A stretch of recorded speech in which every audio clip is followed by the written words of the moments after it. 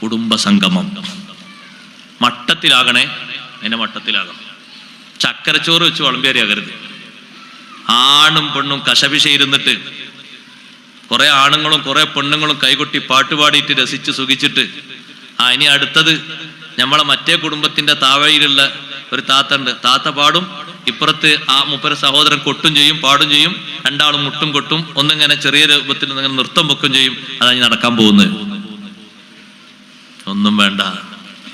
ആ നൃത്തവും ആ പാട്ടും ആ ഡാൻസും ആ കൂത്തും ഹറാമാണ്. അതിനല്ലേ ആള് കൂടുക.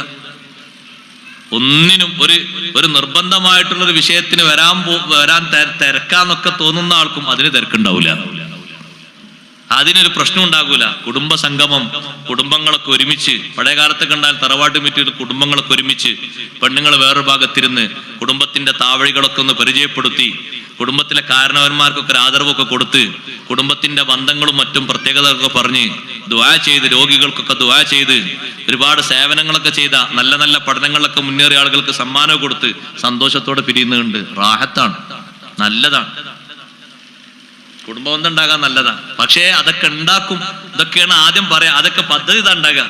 പിന്നെ ഏതെങ്കിലും ഒന്നോ രണ്ടോ ഫിത്നക്കാർ കയറിയിട്ട് പറയും അതൊരു മോഡിഫിക്കേഷൻ ആണ്ടേ, ഒരു പാഞ്ചത്ത് നിന്ന് മാറിയിട്ട് ഒരു കാലികമായിട്ടാകണ്ടേ.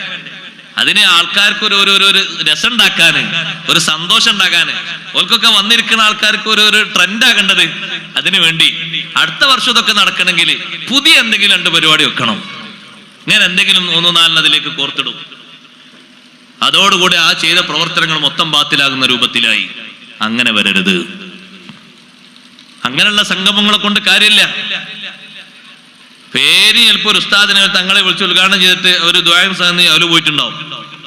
പിന്നെ നടക്കുന്ന വാക്കുള്ള മുറകളൊന്നും പറയാതിരിക്കുക നല്ലത്. അത് വേണ്ട.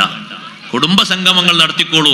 ആണുങ്ങളും പെണ്ണുങ്ങളൊക്കെ വന്ന്, കുടുംബക്കാർ പെണ്ണുങ്ങളൊക്കെ അവിടെ ഒരു ഭാഗത്തിരുന്ന്, ആണുങ്ങളൊരു ഭാഗത്തിരുന്ന് കുടുംബ ബന്ധങ്ങളും മറ്റൊക്കെ പറഞ്ഞ് തറവാട് വഴികളൊക്കെ പരിചയപ്പെടുത്തിയിട്ട് സൂക്കേടും മറ്റൊക്കെ ഉള്ള ആളുകൾക്ക് ദ്വാരുന്നിട്ട് കുടുംബത്തിന്റെ മാഹാത്മ്യമൊക്കെ പറഞ്ഞ് നമ്മളെ കുടുംബത്തിലെ ഓരോരുത്തരും പഠിക്കുന്ന സ്ഥാനങ്ങളും മറ്റൊക്കെ കണ്ടവരെ സഹായം ചെയ്ത് പാവങ്ങളായ ആൾക്കാർക്ക് വേണ്ടിയിട്ട് ഒരു സംഭാവനയൊക്കെ പിരിച്ച് നല്ല രൂപത്തിലാണെങ്കിൽ നല്ലതാണ്, ഒരു തെറ്റുമില്ലതിൽ. അത് കുടുംബ ബന്ധം ഊട്ടിയുറപ്പിക്കാനും മുന്നോട്ട് പോകാനൊക്കെ നല്ലതാണ്. അതേ സമയത്ത് അതിനെതിരായ രൂപഭാവങ്ങൾ വന്നാൽ ഒക്കെ കുളം തോണ്ടിപ്പോകും. അങ്ങനെയുള്ള സാഹചര്യങ്ങൾ ഉണ്ടാകരുത്, അത് സൃഷ്ടിക്കപ്പെടരുത്. അതില്ലാതിരിക്കാനാണ് സഹോദരങ്ങളെ നല്ല ഈമാനും തഖ്വയും വെച്ചിട്ട് നമ്മൾ ജീവിക്കേണ്ടത്. അല്ലാഹു തആല നമുക്ക് സലാമത്ത് നൽകുമാറാകട്ടെ. പല വഴികളിലൂടെയും കടന്നു വരുന്നത്, കൂടിക്കൂടി വരുന്നത് അത്തരത്തിലുള്ള മാർഗം